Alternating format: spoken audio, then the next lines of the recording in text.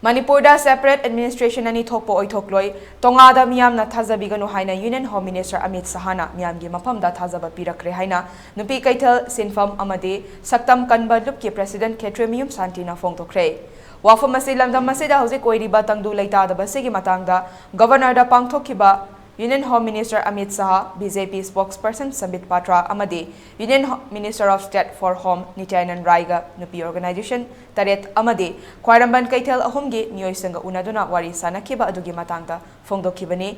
Santina makhatana phongdokhibada wari sanakhiba aduda Manipurda su lehenganu NRC khudakta chanahalu maitai mitai bu ST gi lista chalhalu Manipurda leiriba army miyamna yadre lokthokpiro amadi National Highway da ban blockade tauba handokpu haiba wafam kaya thamki haire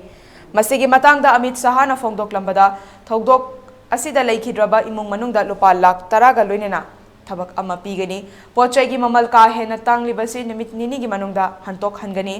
nakan animaki yengduna athuba matamda leibak asi tangdu leitaba leiba leibak ama oinaba honagani numit 10 fawbagi manungda Amit Saha Manipur amuk hana laktuna santi purakani haiba wafam phongdok lamki haire masida lamda masida santi leiba leibak ama oise hairabadi makoina lepa matamda irang lepkani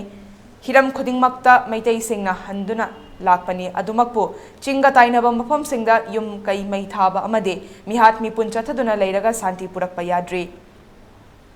Micham miyam kangani haina lakliba Rapid Action Force singna communal oiba irang thoknaba honari asigumba kaya sina Manipurda army gi phazaraba saktam masak thihanle Chief Minister Biren Pham thadokpa yaroi miyam gi damak thoklaba makoina yot oina leiduna miyam bu kangadabani leiriba lengakloi kayana amato oina punsinduna akanba firep ama leptuna leibak asi kannaba thabak laukhat haningbaki apamba phongdokhi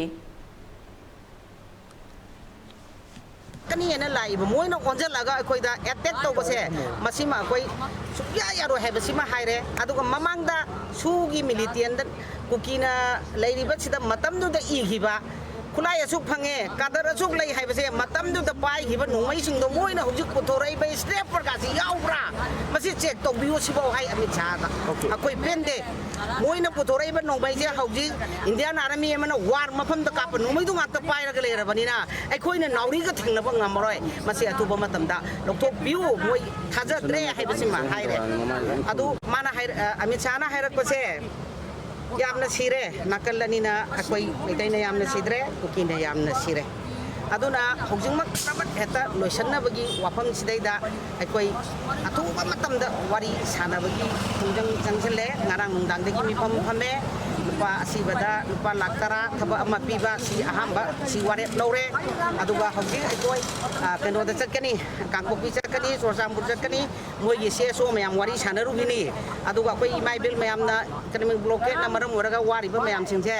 tu desh gi manung da soidana maki hang to kanda hanagi ahongba mamanda phanghangani sigida makta kaimta waganu hairei do Manipurda